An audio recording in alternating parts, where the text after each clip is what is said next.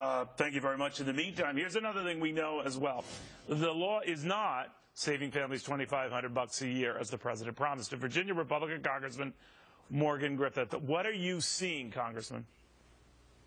Well, what we're seeing is that rates are going up. I was talking with a broker today, and he said that in a small shop, 2 to 50 employees, they're looking at rates that are going up as high as 54%, and that's in a rural part of Virginia, where there aren't that many providers out there, and the competition is not that great, but we are seeing increases fairly significant in our area. So, oh, these guys at Fox say bash this health care thing, what have you. The Republicans never find anything to like about it. That you don't include the national average, averaging it all out for those who are seeing premium increases, for those just coming in and paying less, and that it averages out to be less than the inflation rate in the health care arena. I have not seen that, Congressman. Have you? I have not seen that, and one of the things I'm concerned about and want to make sure that we have all the data that's out there is that will the administration hold on when they get these rates coming in from the various companies? Will they hold those until after the election? So I put a little bill in to make sure that that HHS turns that information over to us 30 days after they receive it. But what we're seeing is the increases keep going up. There may be some who have increases that go down, but the vast majority of the average American families in the middle class are going to go up. All right, when you say 30 days for HHS to respond, I do notice history suggests that when the news is favorable, HHS, the White House, wouldn't have you right out in a nanosecond. When the news is not, that's like a slow boat to China deal.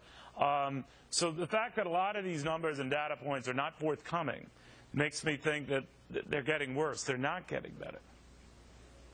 Yeah, I have to agree that they're going to get worse. And in fact, last week we had a little hearing. I said, are they going to get better as was promised? Are we going to see the average family with a $2,500 reduction?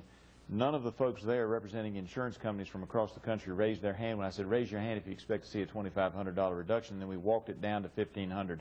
Nobody expects the average family to save money under the Obamacare policy. All right, when you talk about these savings, the administration was building into that, I believe, Congressman, that your overall policy costs are going to be stabilized, but leave out the dirty little detail that much like a good automobile insurance plan, you leave out the fact, yeah, you're covered, but the deductible will really be high.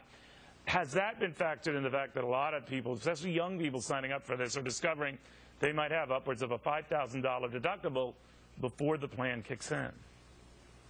Yes, we're seeing a lot of that too, and in fact, when we were looking at those policies this morning when I was talking with one of the brokers in my district, he was showing me that they could get that increase down to 10%, but they had to have a much higher deductible and a much higher out-of-pocket in order to do it.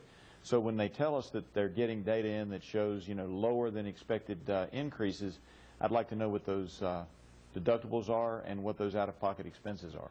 Congressman, thank you very, very much. We appreciate it. Thank you. Have a good day. All right, now to Colorado, where a big pay raise and bonus for the head of this Obamacare exchange.